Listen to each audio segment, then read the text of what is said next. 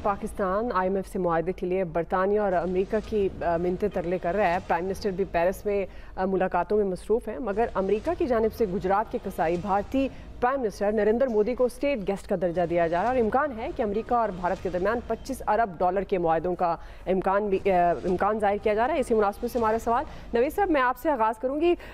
जिस तरह से वहाँ पर नरेंद्र मोदी के साथ एक स्टेट गेस्ट का उनको दर्जा दिया जा रहा है और ये जो बढ़ते हुए ताल्लुकात हैं अमेरिका और भारत के, इसका पाकिस्तान पर कितना असर पड़ेगा, किस तरह से देख रहे हैं आप नवीद साहब?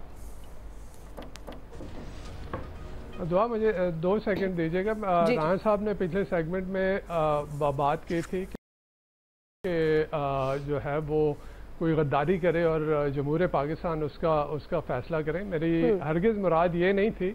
मैं ये कहना चाह रहा था, जो मैं कहना चाह रहा था वो ये कि हम यहाँ टीवी पे बैठ के मुद्दही और गवाह और मुनसिफ ना बन जाएं। अगर किसी के ख़िलाफ़ रियासत पाकिस्तान के ख़िलाफ़ गद्दारी हुई है तो इस मुल्क में एक अदालती निज़ाम मौजूद है, वो अदालत उसका ट्रायल करे। उसने अगर वो मुर्तकब हुआ है गद्दारी का तो उसको वही सज़ा देनी चाहिए जो कि गद्दार की या गद्दारी की इस मुल्क के कानून में है। मैं कहना ये चाह रहा था कि अब जो जमहूरियत होती है, जमहूरियत में अब किसी को माइनस और प्लस करने का इख्तियार जो है वो जमहूर पाकिस्तान के पास होता है, वो किसी फ़र्द वाहिद इदारे या किसी एक शख्स के पास नहीं होता।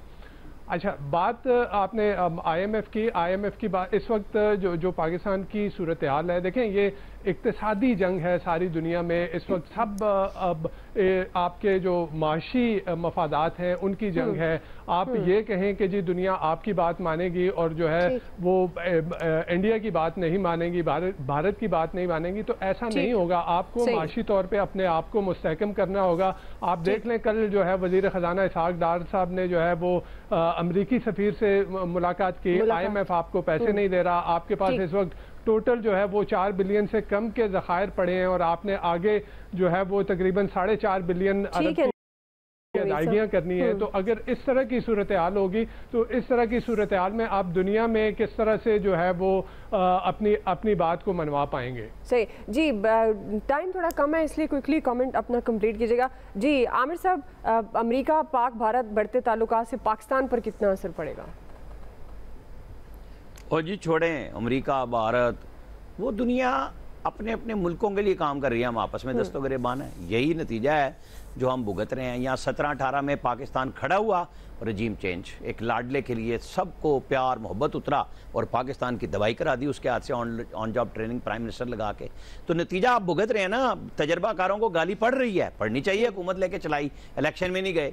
तो मसला ये आया है कि जब आपने दुनिया से झूठे वादे किए, वादे करके IMF से खिलाफ वर्जी की, आपने यहाँ पेट्रोल डीजल अपने इलेक्शन के लिए सस्ता कर दिया कि जी चलो जी मुल्क जाए भाड़ में, और वही मुल्क के अंदाता बन जाए, बाद में सबसे ज़्यादा चूरन बेचे अमेरिका के खिलाफ।